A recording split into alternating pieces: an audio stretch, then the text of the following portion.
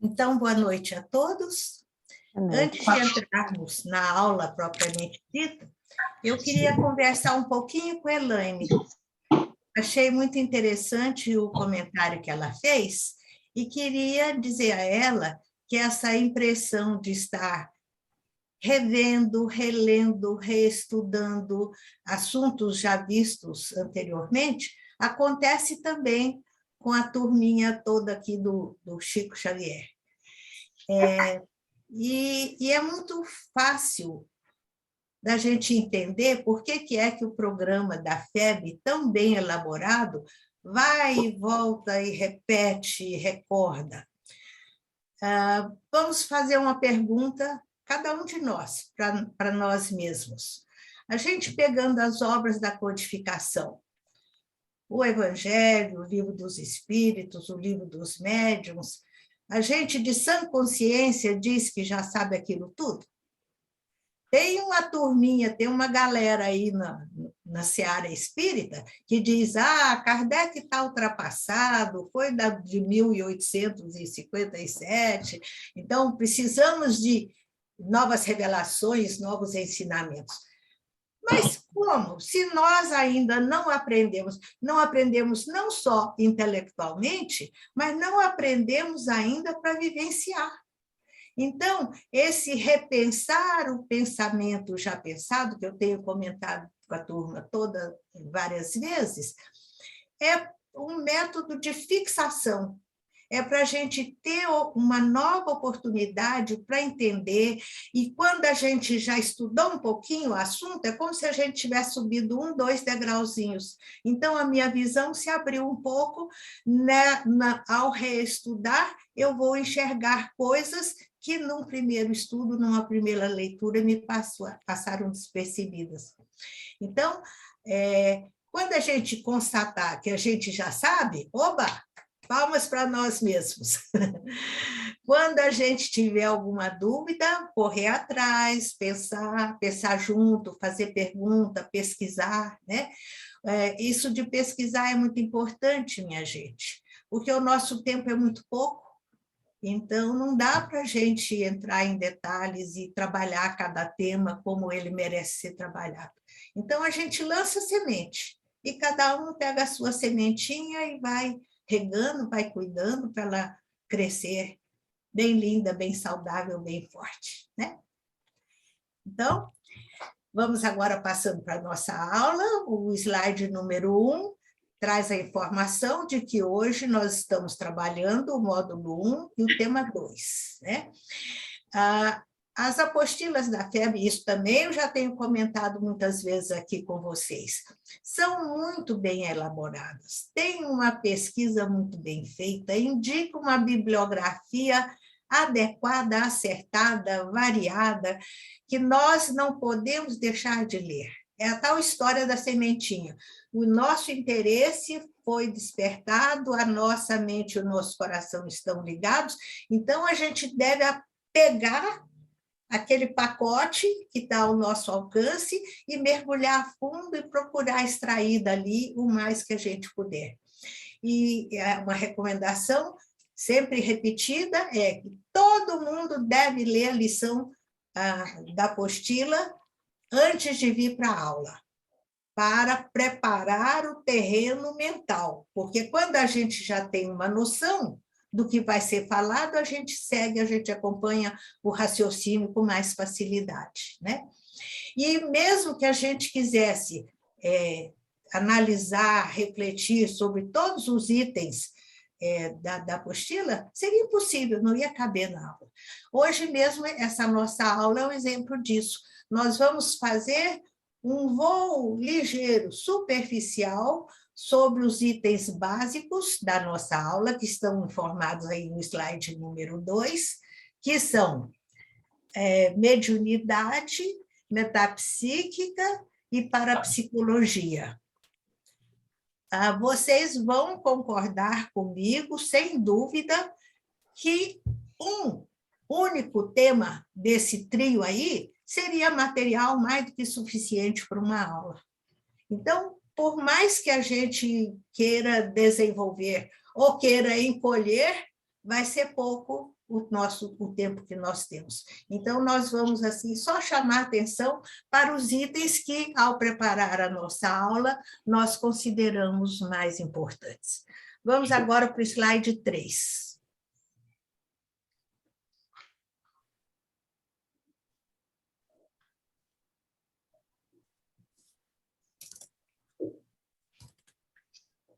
O que eu chamo de preâmbulo, na verdade, é um resumo da proposta que nos é feita na aula de hoje. É uma aula de alto conteúdo, de alto teor filosófico. Vai nos direcionar, vai estar nos convidando para profundas reflexões filosóficas, que certamente nos ajudarão a entender essa complicada equação que é a vida, né? Na aula de hoje, nós vamos poder observar alguns detalhes muito importantes acerca da potencialidade do ser, que é muito mais do que essa ligeira informação material superficial que a gente tem aí no nosso dia a dia. Vamos aprender, à luz da filosofia espírita, que ser, com letra maiúscula e entre aspas, é a palavra que designa a potencialidade maior da vida. Sem dúvida nenhuma, na criação divina, o princípio espiritual inteligente e individualizado é o trabalho, é a realidade mais importante. E abrange tudo que existe, todas as coisas, na Universidade do Múltiplo. Ao desenvolver a aula, nós vamos procurar esclarecer um pouquinho mais acerca dessa riqueza interior, dessa diversidade que existe no princípio espiritual inteligente e individualizado. Slide 4, por favor.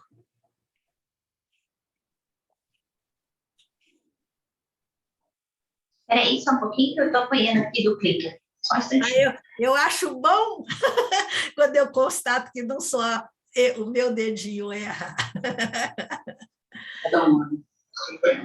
Isso. Pronto. Bom, então, o ser, como eu acabei de dizer, o princípio espiritual inteligente e individualizado, é para a filosofia espiritualista, para a filosofia espírita em especial, o que o universo material representa para a ciência.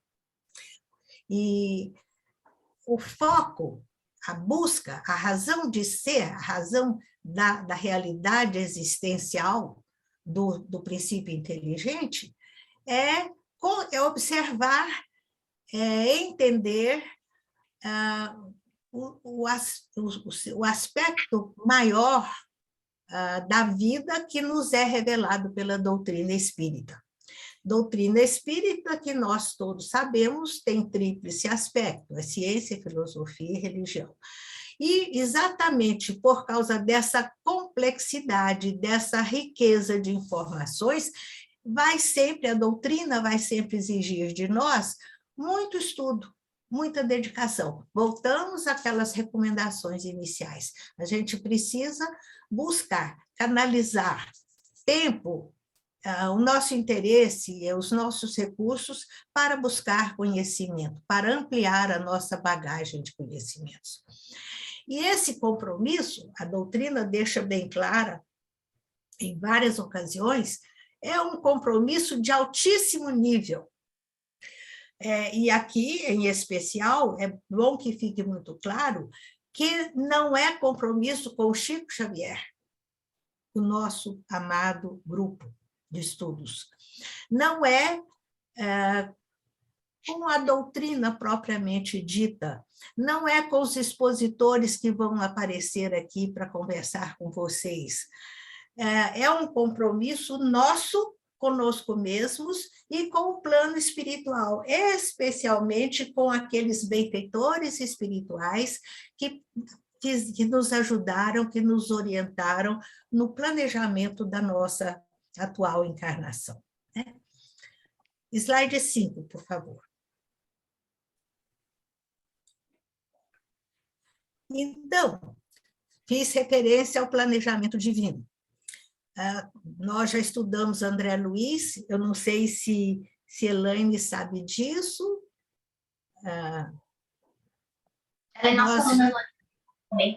Nós já estudamos toda a série de André Luiz, exceção para os 2 últimos livros, e vamos agora recomeçar com o Nosso Lar, porque ali nós encontramos riquíssimas informações acerca da vida espiritual.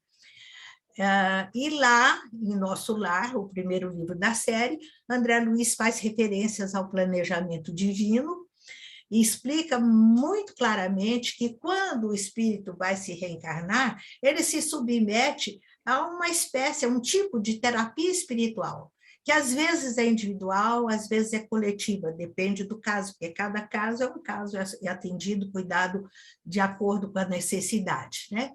E nessa terapia espiritual, os benfeitores espirituais responsáveis por esse trabalho analisam conosco, no mínimo, 3 das nossas encarnações anteriores.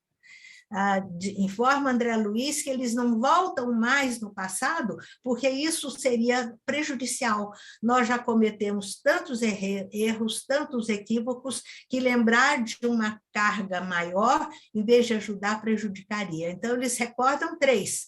E com essa revisão, eles definem o quadro, quais foram os nossos acertos, o que a gente aprendeu, o que a gente fez de errado, o que a gente precisa consertar. E em cima desse quadro claramente definido, é montado o programa para a nossa encarnação seguinte. Claro que sempre de acordo com o nosso grau evolutivo, sempre proporcional à nossa capacidade, porque não adianta colocar nos nossos ombros uma cruz maior do que a gente possa suportar. Seria nos determinar para o fracasso. Então, tudo que é colocado no planejamento divino para nós, na nossa vida, nós podemos ter certeza de que é de acordo com a nossa capacidade, que nós vamos dar conta de realizar aquelas tarefas, né? Muito importante lembrar nesse instante que não nesse preparo, nessa avaliação, com certeza, aqueles mentores competentes, amorosos e responsáveis entenderam, concluíram que nós, todos que estamos aqui, já tínhamos maturidade suficiente para ter a doutrina espírita na nossa vida. E aí a gente sente isso no fundo da nossa alma. Quando a gente lê qualquer texto espírita, aquilo combina com o que a gente sente, a gente concorda, a gente tem a impressão de que já sabia aquilo. Eu tenho certeza que isso já aconteceu com vocês. Porque nas escolas que frequentamos lá no mundo espiritual, para a nossa preparação, nós já vimos já recebemos essas informações. Então, eu falei isso tudo para dizer para vocês, agora, hoje, aqui, nós estamos prontos para estudar a doutrina, e não dá para postergar, não dá para adiar, não dá para fazer mais ou menos, a gente tem que fazer bem feito e realizar da melhor maneira possível a tarefa que nos foi confiada. Acomodar, perder tempo é um crime muito sério em relação à lei divina. Pois bem, então, hoje nós já sabemos que a doutrina é ciência, filosofia e religião. Estudiosos da doutrina nos informam que ela, inclusive, é reconhecida como ciência lá pelo Instituto de França, onde ela nasceu, né?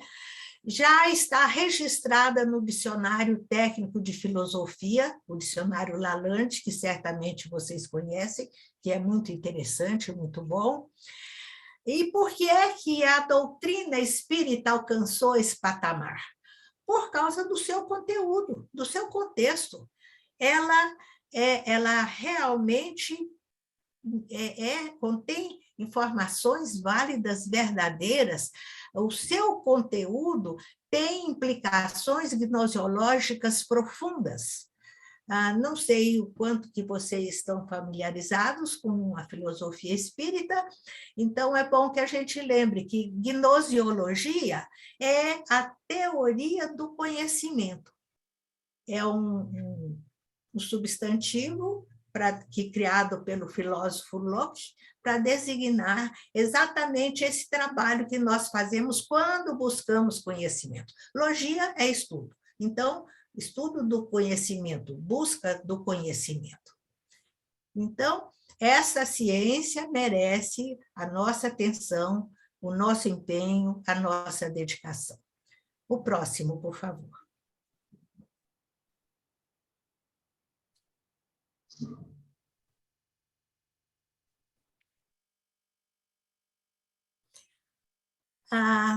Estudando num livro de filosofia do professor Herculano Pires, nós encontramos uma colocação muito interessante que eu quis trazer para compartilhar com vocês.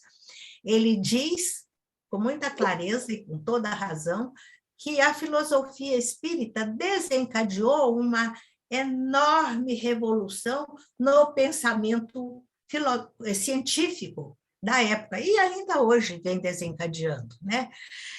Ele compara o surgimento da filosofia espírita com o trabalho feito por Copérnico, que nós todos estudamos na escola. Nós sabemos que Copérnico, a seu tempo, estudou, é um verdadeiro profeta no campo da ciência, porque sem instrumentos, sem maiores informações, ele constatou cientificamente que a Terra não era o centro do universo, quer dizer, que a Terra girava em torno do Sol, descobriu e definiu as estações do ano, identificou muitas estrelas, fez um trabalho realmente profético, sabe?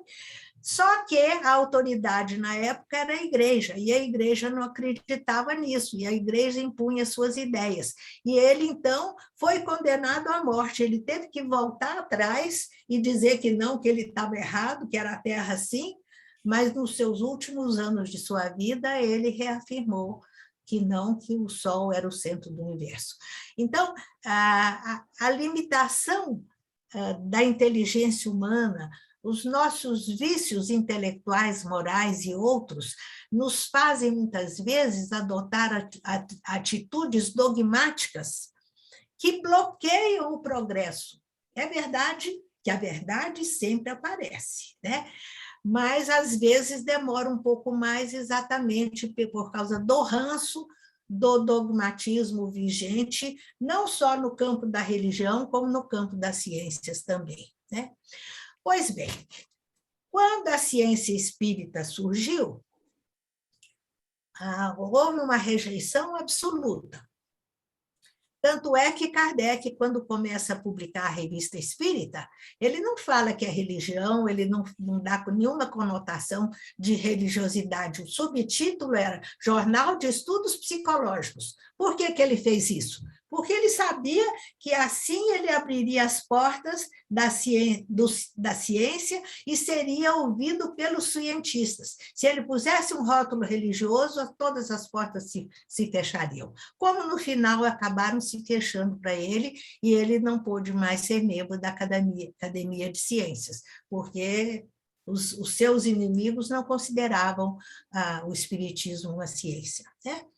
Mas, apesar de toda essa luta, de todo esse sofrimento, de todas essas batalhas que Kardec teve que enfrentar, quem já viu o filme da vida dele, por sinal, um filme muito bem feito, quem não viu, eu aconselho a ver, para a gente sentir, num nível mínimo, singelo, como foi difícil para ele realizar o trabalho dele. E o que ele conseguiu fazer em tão poucos anos é incrível, é outro trabalho de profeta. Ele veio mesmo com um suporte especial para fazer o que tinha que fazer, né? E esse trabalho dele, apesar de não ter sido inicialmente reconhecido como ciência, serviu para despertar a atenção dos cientistas. E aí surgiram outras correntes de pesquisa, que inclusive nós já tivemos aulas anteriores falando disso. Na Inglaterra, por exemplo, William Crookes, que era membro da Academia Real de Ciências, foi contratado, entre aspas, pela Academia de Ciências para fazer pesquisas para provar que tudo aquilo que Kardec falava era engodo, era engano, era trapaça. E o Crookes faz aquelas experiências que nós vimos em aula anterior, consegue materializações extraordinárias. O Sir William Crookes tira foto com o espírito de Kate King materializado, vocês lembram disso? Pois é. E, então, os cientistas da época começaram a pesquisar, não aplaudindo Kardec, mas com esse intuito de desmoralizá-lo, de rejeitar tudo aquilo que ele estava fazendo. Mas, como a verdade sempre aparece, eles usaram outros caminhos, outros recursos, mas constataram os mesmos fenômenos e chegaram a resultados muito semelhantes aos de Kardec. E foi por isso que houve essa mudança, e como, por exemplo, a parapsicologia, que nós estamos focando aqui, tem hoje um lugar respeitado no campo da ciência. O próximo, por favor.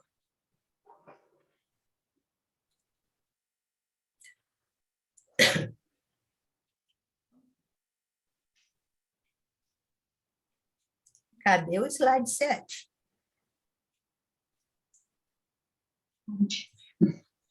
Pois é, eu falei que as divergências, o desinteresse, a agressão de múltiplas formas diminuiu com o tempo, mas ainda hoje, sem dúvida nenhuma, existem muitos grupos, muitas pessoas que não aceitam a doutrina espírita no seu tríplice aspecto. E por que é que isso acontece? Por puro fanatismo, por dogmatismo. São espíritos sistemáticos, são instituições dogmáticas que se opõem. Não acredito, não quero saber, não, e tenho raiva de quem sabe, aquela postura quase que irracional, né? Não científica, porque para quem estudar com o mínimo de seriedade, vai constatar verdades inquestionáveis, indiscutíveis, e discordar dessas verdades, dessas colocações científicas de Kardec na codificação, é uma postura, repito, arbitrária e autoritária, né? Podemos seguir adiante.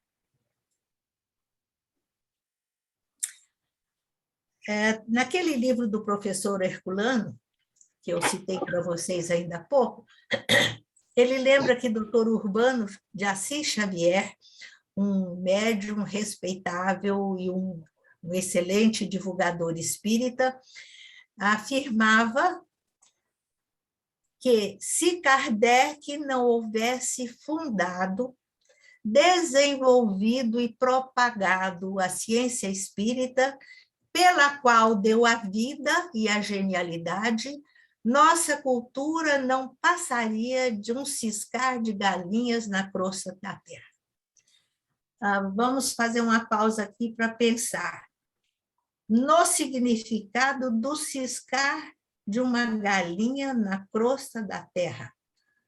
Que fonte de informação seria isso em relação à grandiosidade da vida? Que explicações, que entendimento, que compreensão nós teríamos, né? Então, se não fosse esse passo inicial de Kardec, nós estaríamos ainda nas trevas da ignorância, né? Vivendo de uma forma superficial, desconhecendo absolutamente o verdadeiro sentido da vida, que é múltiplo, né? Não saberíamos quem somos, de onde viemos, para onde vamos, o que é a vida, o que é a morte, o que é a dor, o que é o amor, e etc., né?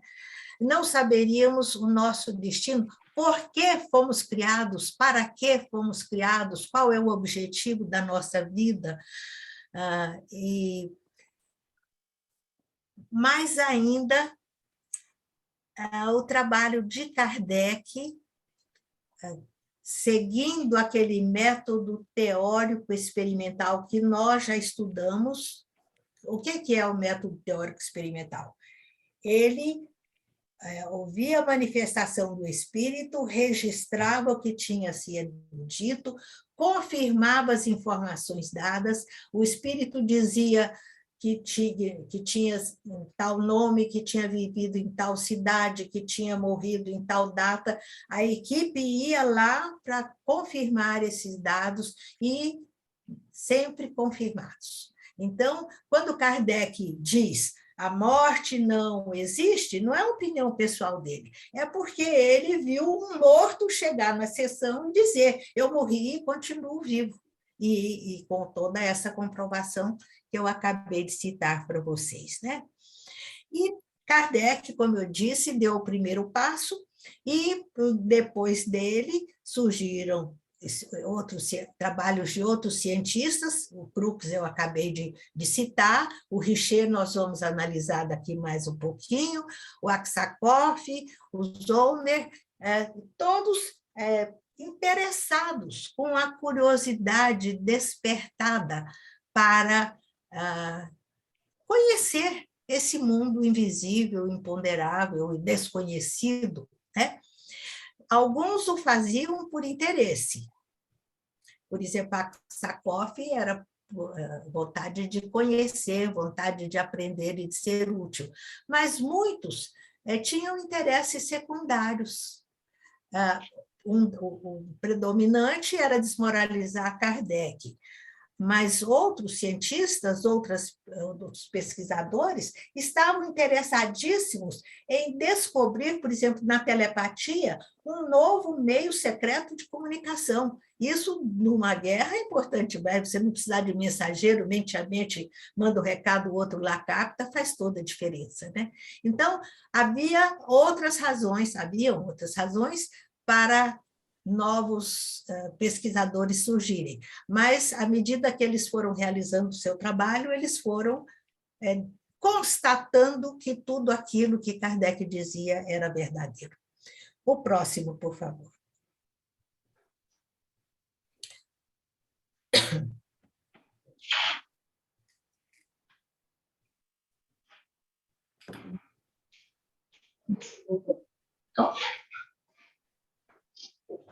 Esse já vimos.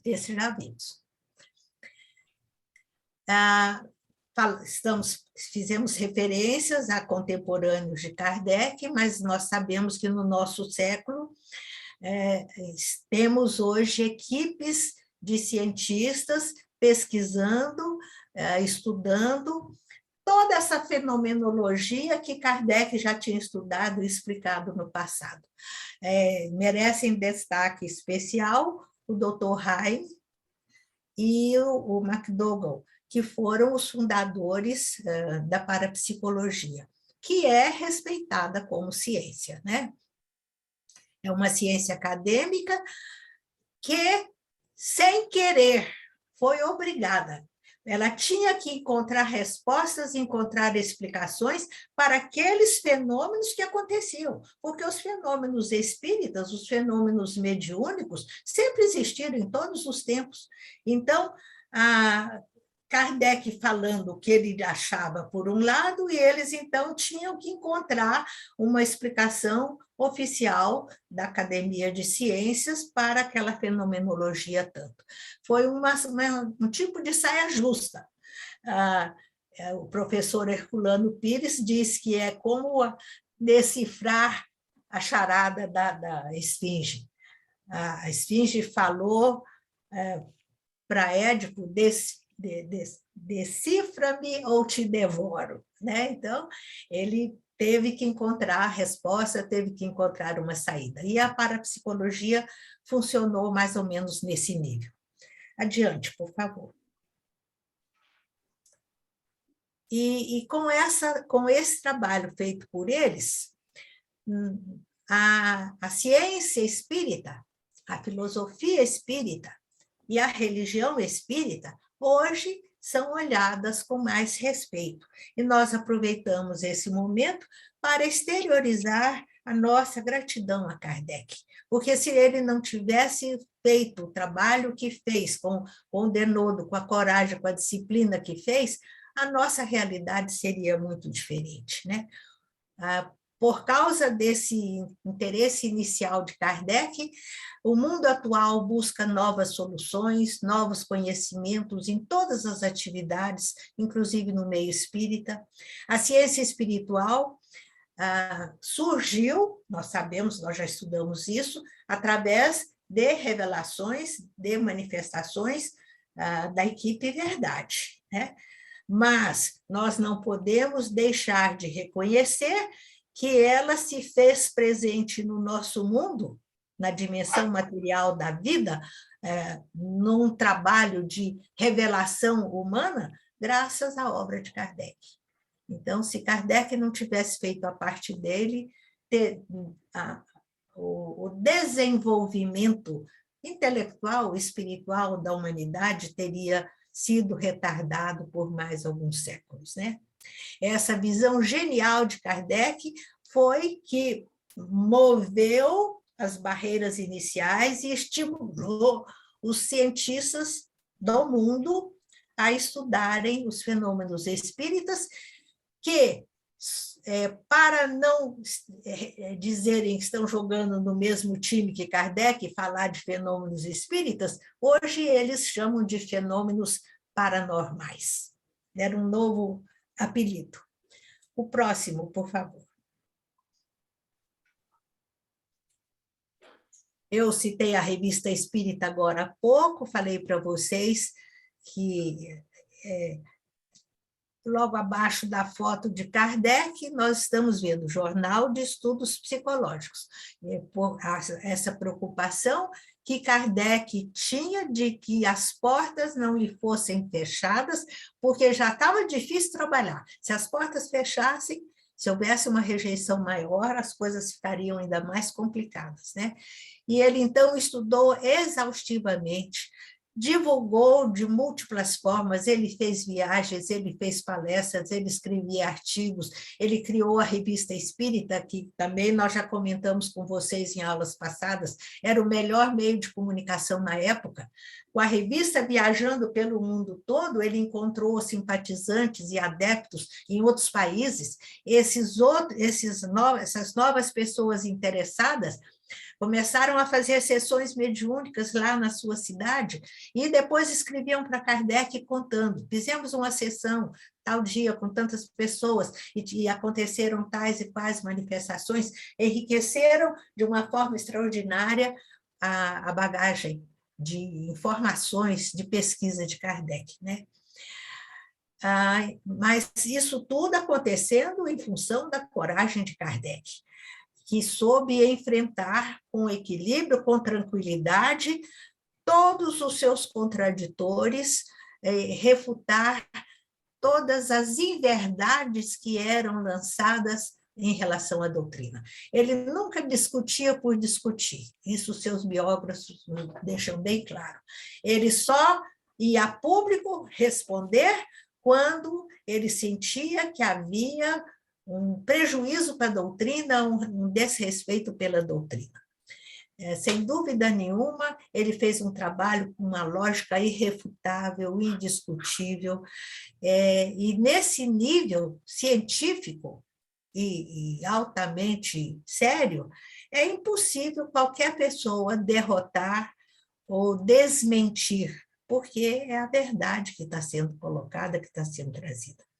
Muito interessante a gente lembrar que a mente de cientista de Kardec, na sua grandiosa missão, não se desviou para a fenomenologia. Vocês repararam isso? Ele não se preocupou em materializar espíritos, como Crookes fez, como os seus outros seguidores fizeram. O objetivo dele era estudo psicológico. é desvendar os segredos da alma como centelha divina, como princípio espiritual, inteligente e individualizado. Foi na busca dessa compreensão maior, desse entendimento, que ele focou o seu trabalho. O próximo, por favor. É muito interessante a gente lembrar, fazendo um adendo aí no que a gente acabou de dizer, que Divaldo tem uma mediunidade extraordinária, tem experiências de fenômenos, de efeitos físicos e materializações, que um dia qualquer a gente conversa com vocês, porque o nosso tempo é pouco. Chico também, Chico fazia materializações primorosas, assim, de deixar as pessoas deslumbradas. Mas, num determinado momento, Emmanuel chega para ele e diz, acabou, não vamos mais gastar tempo com sessões de materialização. De agora em diante, o trabalho é literário. Por quê? Porque os livros de Chico fizeram muito mais bem para a humanidade do que qualquer sessão de materialização que ele tenha feito. As sessões de materialização foram muito úteis nos primórdios da doutrina, para chamar a atenção, para as pessoas encarnadas entenderem que os desencarnados continuavam vivos. Mas depois de entender que a vida continua, que o espírito é imortal, a gente tem que estudar para aprender, para saber tomar conta de si mesmo e fazer uma boa caminhada, caminheiros da vida eterna que somos, né? Pois bem, atualmente os fenômenos psíquicos, ou seja, os fenômenos da alma, estão sendo cada vez mais estudados pelo Espiritismo. Por que eu disse esse atualmente? Vamos lembrar do Divaldo? Joana de Ângeles ditou 10 livros de psicologia transpessoal, à luz da doutrina espírita. Nós já comentamos com vocês o que é a psicologia transpessoal? É aquela que admite a existência do espírito, o comando do espírito. Porque a psicologia acadêmica materialista atribui as nossas emoções todas a segregações hormonais, como se fossem fatos orgânicos, mecânicos, automáticos. E agora, à luz da psicologia transpessoal, eu acredito que vocês já tenham lido alguns livros de Joana de Ângeles, vocês sabem direitinho do que eu estou falando. Então, é um estudo sério.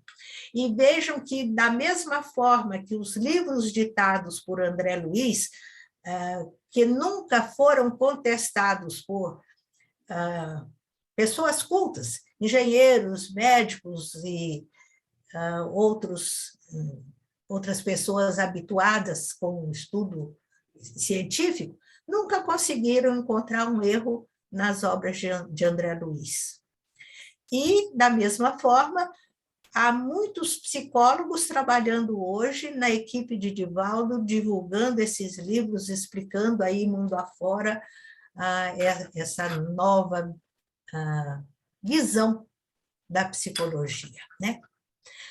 Pois bem, seguindo, então, o passo inicial de Kardec, vem Richer, que é o pai da metapsíquica, um homem brilhante, um homem bom, que fez estudos muito sérios, muito disciplinados, todos aqueles fatos psíquicos anormais que eu digo fora dos padrões da vida material, né? Por exemplo, a clarividência, não preciso explicar para vocês o que é clarividência. Telepatia, todo mundo sabe. Telecinesia, todo mundo sabe. Ectoplasmia, todo mundo sabe, né? E, então, esses fenômenos acontecendo aí no cenário do mundo foram estudados por Richer, com o rótulo científico da parapsicologia, encontrou resultados interessantíssimos, respeitáveis, né? Eu diria mesmo indiscutíveis. E, por incrível que pareça, ele não se tornou espírita. Ele não mudou a sua postura, a sua posição vamos dizer, espírita, entre aspas, aí no caso, né, de aceitação, de acatar a realidade que a doutrina espírita divulgava já há tanto tempo. Por que ele não fez isso? Porque assume, o Crookes também, Crookes, apesar daquele trabalho maravilhoso que ele fez, não oficializou a sua postura espírita, porque seria fechar as portas do mundo da ciência para eles. E a vida deles era ciência. Eu, quando pensei nisso pela primeira vez, lembrei de Paulo de Tarso, de Saulo, quando se torna cristão e assume a postura de seguidor do Cristo. O que aconteceu com Saulo? Perdeu todos os amigos, perdeu a família, o pai o rejeitou. Ele ficou sozinho, perdeu a função que ele tinha no Cenédrio, a vida de Saulo acabou, zerou. Ele teve que começar do marco zero, e começar sem amigos, porque os cristãos também tinham medo dele, né? Bom, então, guardando as devidas proporções, com Richer aconteceu a mesma coisa, comprovou, viu, identificou a verdade, mas não faltou coragem para assumir publicamente, perante a Academia de Ciências, o que ele tinha descoberto, e aceito com certeza, né? A doutrina espírita estuda e explica toda essa fenomenologia que nós citamos aí rapidamente, dizendo que eles são de dois tipos, são mediúnicos e anímicos. Muito fácil de entender. Mediúnico quando há interferência de um outro espírito, através dessa abençoada faculdade que é a mediunidade. E anímicos quando se trata da emancipação do próprio espírito, coisa que nós já estudamos também, vocês lembram?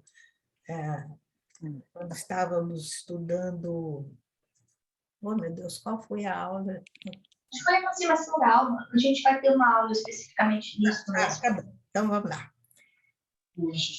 Mas, então, podemos passar para o outro slide. A gente tem 15 minutos. Hoje, é muito mais fácil para a gente entender, entender ainda entre aspas, porque a gente entende muito sutilmente, muito imperfeitamente, né? Mas o próprio progresso da ciência acadêmica já abriu a nossa mente, o nosso raciocínio, para entender, por exemplo, para admitir os diversos níveis de matéria. Antes, há alguns séculos atrás, a gente só acreditava nessa matéria tangível, a matéria feita da mesa, da cadeira, da parede, aquela que a gente podia tocar. Mas, à medida que a ciência acadêmica foi progredindo, nós fomos identificando, conhecendo outras formas de matéria através da física quântica, né?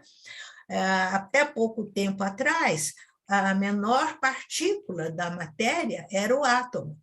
Hoje, com os avanços da ciência, nós sabemos que dentro do átomo existem partículas ainda menores. Hoje nós já sabemos, os nossos jovens estudam na escola acerca de neutrinos, de quarks, de bósons. Então, nós já estamos preparados para aceitar que existam outras formas de matéria, outras dimensões de matéria, aonde acontecem esses diversos fenômenos que não dá para ser explicado, medido pelos nossos sentidos físicos tradicionais, né? O próximo, por favor.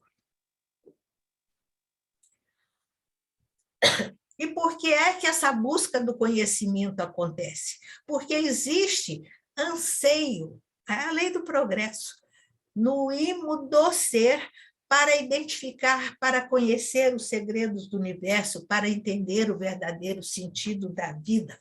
E esse anseio impulsiona e é reforçado pela vinda daqueles espíritos missionários, que nós também já temos comentado muito com vocês, verdadeiros profetas no campo nos diversos campos da ciência, para impulsionar o progresso da humanidade, para minimizar a nossa ignorância e ampliar o nosso conhecimento, para nos ajudar a olhar com mais facilidade, com mais naturalidade, essa realidade dual que existe na vida, não só em relação ao homem, como em relação ao mundo. Enfim, a busca está acontecendo, mas, sem dúvida nenhuma, o caminho para a ciência vai ser mais difícil. E eu coloquei esse desenho aí para vocês entenderem. A ciência parte da negação da existência do espírito, não admite o espírito como sendo a causa, o causador de todos esses efeitos que estão aí na realidade do nosso mundo. Então, sem saber a causa, buscar o conhecimento fica mais complicado. Já a ciência espírita, não. Parte do pressuposto da certeza absoluta de que existe o espírito, a centelha divina, o ser inteligente que desencadeia, que produz todos aqueles efeitos. Mas, apesar da ciência ter escolhido um caminho mais difícil, mais cheio de curvas, mais longo, com certeza a verdade será alcançada por todos um dia. É a lei do progresso. O próximo. Aqui, ligeiras informações sobre Charles Richer. Até eu queria pedir a vocês, é uma vida tão interessante, são descobertas, são informações tão interessantes. Quando vocês tiverem tempo, entrem no Google, vejam o que ele fez, o currículo dele, os livros que ele escreveu. Ele trabalhou muito com doentes mentais, nesse atendimento clínico com doentes mentais, ele via manifestações de obsessores. Ele não era aquela pessoa que estava falando, então ele teve a oportunidade de adentrar nesse mundo espírita, nesse mundo espiritual, né? Ele fez experiências interessantíssimas com duas médiums fantásticas. Uma delas é Eusápia Paladino, que era uma médium de efeitos físicos acima da média, e também com Marthe Berrault, que era excelente doadora de ectoplasma, pois trabalhando com essas médiums, conseguindo uma fenomenologia extraordinária, ele ainda continuou refratário, né? Não soube declarar para a Sociedade de Investigações Psíquicas que ele tinha comprovado, tinha visto, vivenciado todos aqueles fenômenos subjetivos, porque no caso da manifestação de um obsessor, de um doente psiquiátrico, é um fenômeno subjetivo, ou objetivos, que são aqueles outros que acontecem aqui fora, né? Muitos exemplos. Os fenômenos subjetivos, só para lembrar, o que chama mais atenção é o de telecinesia, que é o movimentar objetos com a força do pensamento, direta ou indiretamente. Isso aí é de deixar qualquer um espantado, né?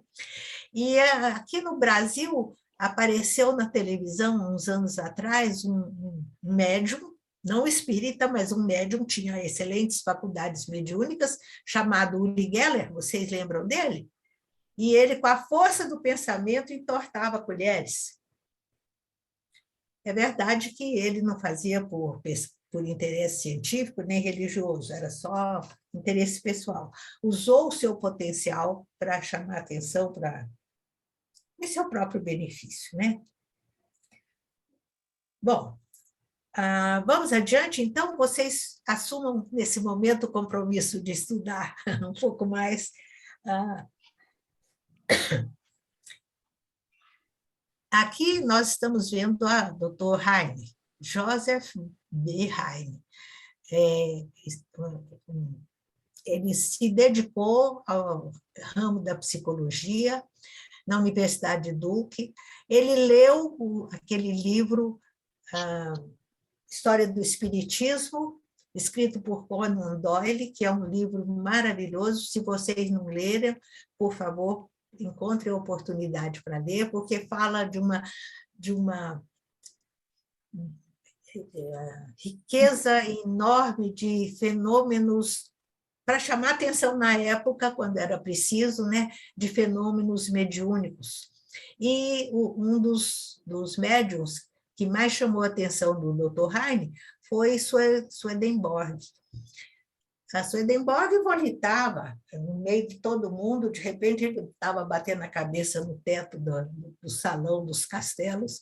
Então, coisas assim interessantíssimas. E por ter lido e ter visto muito desses fenômenos, ele, com a mente de cientista, teve vontade de estudar e fez um trabalho muito sério, muito bonito com a sua esposa, Luisa Heine, que também se interessava pelo assunto, também estudou e descobriu muita coisa em relação a essa fenomenologia.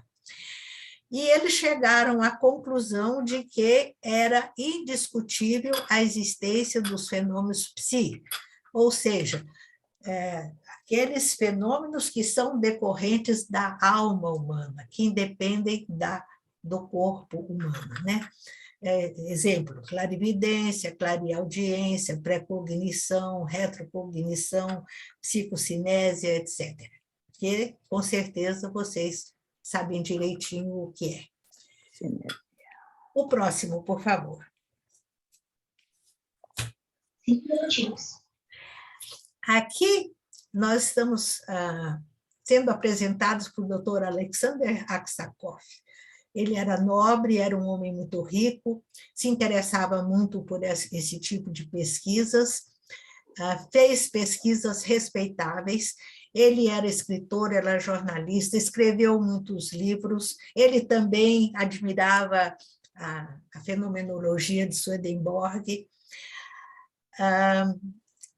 Também teve a oportunidade de vivenciar muita fenomenologia séria, comprovável, com a médium chamada Madame d'Espérance e também com Eusápia Paladin.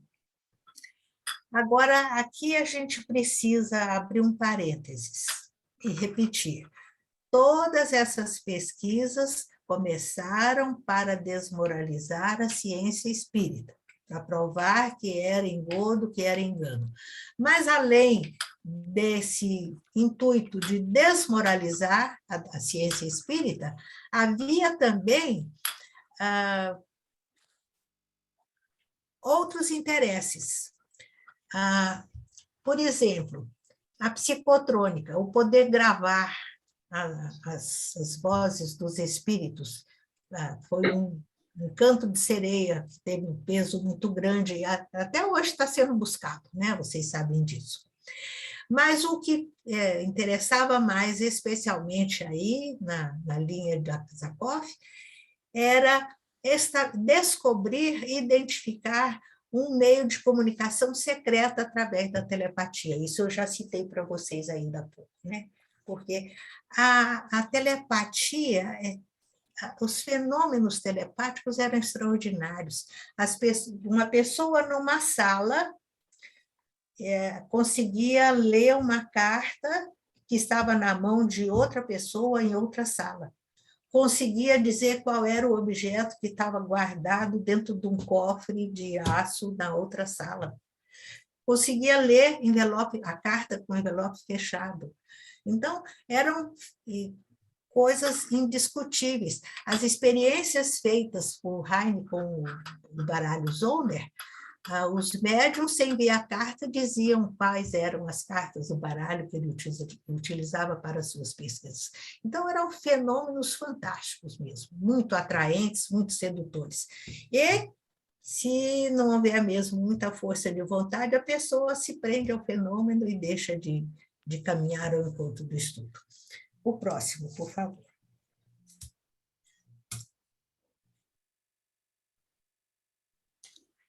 Bom, agora nós vamos passar para item B da nossa aula, e eu não tenho dúvida nenhuma em dizer para vocês que esse é o slide mais importante da nossa aula. Porque os demais informações da ciência acadêmica vocês têm lá no Google.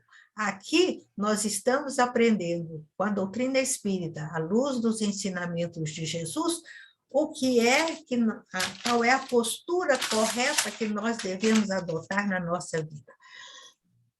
E na nossa apostila, nós vimos que na aula passada, esse convite amoroso da doutrina para a busca do conhecimento nos veio no texto do Buscar e Achareis. Porque se a gente não buscar, a gente não acha. Para a gente buscar, para a gente encontrar a verdade, a gente tem que trabalhar, tem que se esforçar, tem que reservar horas da nossa vida para a conquista desse conhecimento. Para a aula de hoje, a equipe que preparou a nossa apostila nos convida a refletir sobre a parábola do publicano e do fariseu, que eu acredito todos vocês conheçam. O texto nos fala de um templo onde estava um publicano orgulhoso, rico, importante, e um fariseu mais humilde, numa posição social mais singela, os dois rezando na igreja, o fariseu falando, eu sou ótimo, eu faço caridade, eu acredito em Deus, e etc., e o outro humilde dizendo, eu não sou tão bom quanto eu gostaria de ser, né? E aí Jesus remata a parábola dizendo que o publicano é o símbolo do orgulho, e o fariseu é o símbolo da humildade. Para nos ensinar com essa parábola qual é o sentimento correto. Então, no dia a dia da nossa vida, se nós queremos crescer, se nós queremos conhecer a verdade, colocar a verdade em plenitude na nossa vida, nós precisamos adotar a postura correta de humildade. A humildade, eu não tenho dúvida nenhuma, ao longo desses meus anos de estudo, é o primeiro degrau na nossa escalada evolutiva. Sem humildade, a gente não chega em lugar nenhum. O próximo, por favor.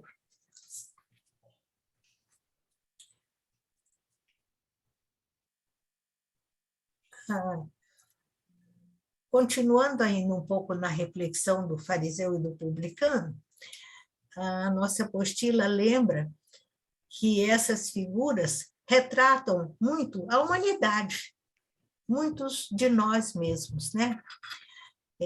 Pessoas que estão aí no cenário da vida, mas distanciados dos verdadeiros valores,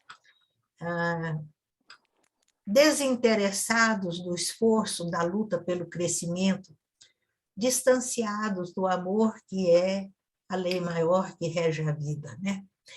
E nas entrelinhas do texto fica também muito claro para a gente que templo não é um local físico. Templo é o nosso mundo íntimo. E o que existe no nosso mundo íntimo? Sentimentos autênticos, ideais, né? Não o culto externo. E essa lição veio muito em tempo,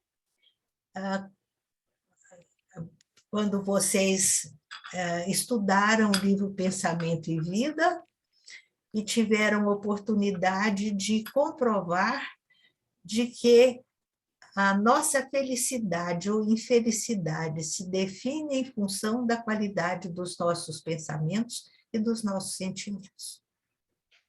Então, um alerta muito claro no sentido do nosso livre-arbítrio. O próximo, por favor. Então, sabendo disso, já tendo um grau de maturidade que nos permite identificar o certo e o errado, de conhecer os verdadeiros valores, o que nos cabe, o que nos compete fazer? é uma vigilância total, no sentido de vigiar a nossa alma, a nossa conduta, a nossa vida, né? No sentido de autoeducação. Porque não adianta só eu dizer eu acredito em Deus, eu sei que o espírito é imortal, eu sei que eu vou evoluir, mas se eu não buscar os recursos necessários para a realização desse trabalho, não acontece nada, a gente não muda. E o nosso objetivo é a nossa mudança. Nós não temos responsabilidade nenhuma de mudar o outro. O que o outro faz, o que o outro é problema do outro. Graças a Deus, não é essa a responsabilidade nossa. E ainda bem que Deus não determinou isso, porque seria missão impossível mudar o outro, né? Nós temos uma dificuldade enorme para mudar a nós mesmos. Já pensou se a gente tivesse que mudar marido, filho, sogro, tio, vizinho, chefe? Não dá. Então, nós precisamos focar toda a nossa energia nesse sentido de vigilância para a nossa autoeducação, para a educação dos nossos sentimentos, dos nossos pensamentos. Eu falei dos nossos sentimentos porque nós já estudamos em aulas anteriores aquela frase de Emmanuel: sentindo, pensas, pensando, realizas. Se eu não sentir certo, se eu não pensar certo, eu não vou chegar a lugar nenhum, né? Então, estudando, conheceremos a verdade. Conhecendo a verdade, usaremos melhor o nosso livre-arbítrio. E para isso acontecer, repito, precisamos daquela postura de humildade. Humildade em relação a Deus, humildade em relação ao nosso semelhante, humildade em relação a nós mesmos. E, sem dúvida nenhuma, o melhor que nós podemos fazer para nós na vida é servir, ou melhor dizendo, é seguir Jesus. Aprender e viver os seus ensinamentos, né? Então, último slide. Com essa humildade real, efetiva, nós vamos conseguir vencer obstáculos enormes, como o orgulho, e para que isso seja mais viável, mais possível, devemos sempre recorrer à prece, recurso divino, que é canal, como eu tenho já falado com vocês, canal luminoso de ligação que nos une com esferas superiores e que aumenta a nossa receptividade em relação a valores que nos permitirão seguir a Jesus. Tem mais um slide ainda, desculpe. Enquanto nós não nos educarmos, cada criatura não se modificar, o panorama do mundo não muda. Esse cenário de dor, de sofrimento, de corrupção, de violência que existe no mundo é reflexo do atraso individual das criaturas. E essa mudança demora para acontecer porque tem muito pouca gente interessada em fazer um trabalho sério, em fazer a grande mudança, a transformação do homem velho no homem novo. Existem poucas pessoas de mente aberta, de coração sensível, e por isso fica lenta, fica difícil a evolução humana. A preguiça mental impede muitas realizações. Nós precisamos, com a nossa fé racional, com as informações que nós já temos da doutrina, ampliar os nossos horizontes e olhar a vida com uma amplidão maior, né? Entendendo que ela é além dessa realidade transitória e passageira. Agora, finalmente, o último slide. Encerrando, com pessoas desinformadas, deseducadas, indisciplinadas, que não sabem amar e, pelo contrário, cometem muitos atos de amor, de desamor, a dor explode em toda parte. E por que é que Deus permite isso? Porque a dor vai ser o agente despertador. E com a dor, as criaturas buscarão um novo caminho, um novo roteiro. E começarão a estudar com seriedade, começarão a buscar a verdade. Porque, como nós vimos na palestra do Manuel, fora da educação não há solução, né? Se nós não nos educarmos, se nós não renovarmos a nossa escala de valores, estaremos malbaratando o tempo. E essa busca da verdade, sem dúvida nenhuma, merece todo o nosso respeito, todo o nosso carinho e dedicação, porque nós já sabemos, é o verdadeiro caminho. Que Jesus nos abençoe, hoje e sempre. E eu gostaria de sugerir a vocês que, se possível, continuassem fazendo reflexões acerca dos capítulos do Pensamento e Vida. A cartilha do plano espiritual, vamos nos alfabetizar com ela. A gente pode, por exemplo, uma vez por semana, escolher um capítulo e fazer essa reflexão, como vocês fizeram essa semana, a pedido da Ana. Porque ali é difícil dizer qual é o capítulo mais bonito. Mas eu achei interessante que alguns dos capítulos foram repetidos por pessoas diferentes. Então, por exemplo, fé e educação foram deles. Mas tem vários que são, que Pensamento e Vida é um dos livros mais profundos que eu acho que a gente tem aí à nossa disposição, muito fácil de ler, né? Capítulos muito curtos. Mas eu achei interessante que no grupo teve alguns que tiveram uma ressonância maior, apesar do livro ter vários, né?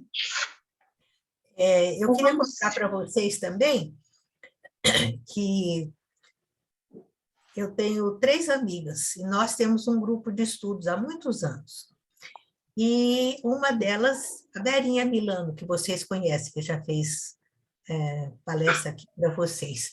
Ela estava encarregada de, no nosso grupo de estudos lá, de expositores da federação, de fazer uma palestra, um trabalho de 1h30 sobre esse livro.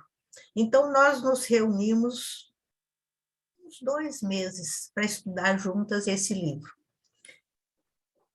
E estudávamos uma média de 2, 3 capítulos por encontro, trocando ideias, trocando informações, para a Verinha organizar lá o resumo dela. E hoje ela fez a apresentação dessa aula. Nós vamos receber o PowerPoint, porque todo grupo de estudo lá recebe. Quando eu receber, eu vou repassar para vocês o PowerPoint dela. Mas hoje, assistindo a aula, eu gravei. Eu assistindo no laptop, gravei com o meu celular. E como eu sou pouco competente, eu fiquei com medo de não conseguir gravar 1h30, então eu gravei meia hora, cortei, mais meia hora, cortei, mais meia hora, cortei. Então, vai em pedaços, mas vai para vocês. Aliás, hoje eu já passei para a Ana. Obrigada, Dona. Imagina. Bom, então, acho que a sintonia do plano espiritual estava mesmo boa, né? Porque eu não sabia desse estudo seu quando eu tive a inspiração de pedir a leitura do Pensamento e Vida. Eu só pensei no Pensamento e Vida porque, falando de prece, eu acho que é um livro que fala bastante da importância da forma, né? Como a gente Você vê, a conexão está no ar. Quando a anteninha está buscando, o recado vem, né? Bom, antes da gente encerrar, Manuel, você quer fazer algum comentário? Quer falar alguma coisa? Agregar alguma coisa?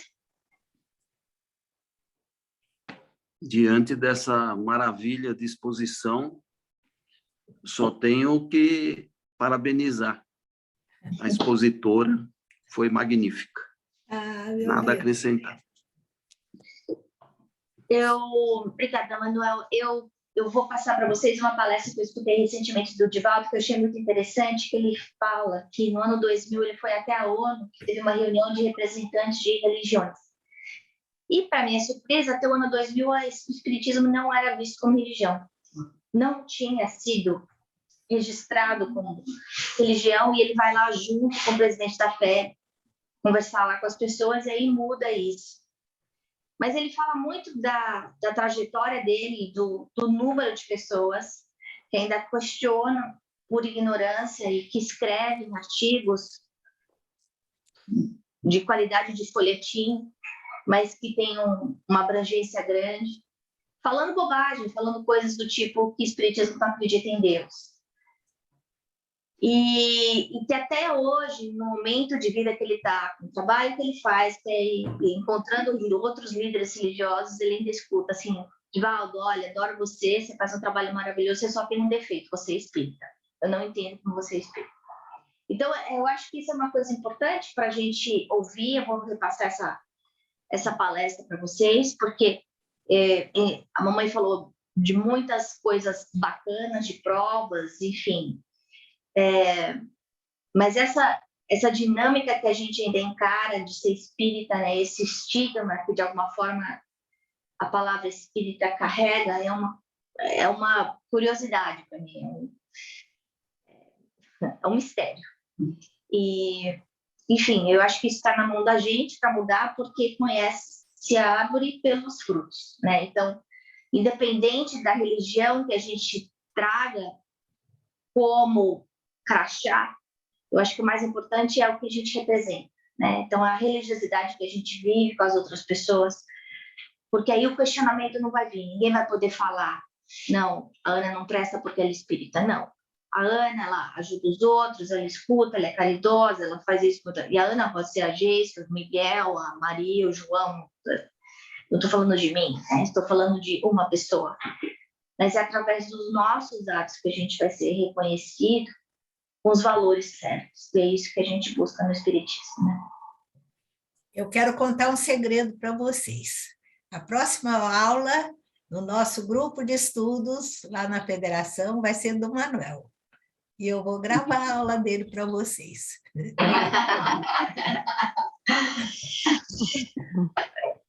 Bom, vamos encerrando, a gente já passou do horário, pedindo desculpas aos mentores, agradecendo a presença de todos os espíritos que aqui estiveram junto conosco, nos inspirando, esperando a Lúcia,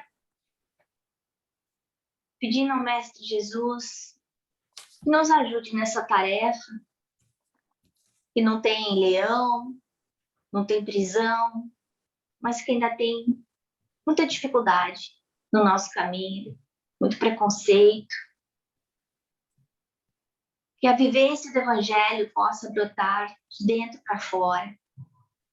Que as pessoas sintam o aroma de Jesus quando elas se encontram conosco.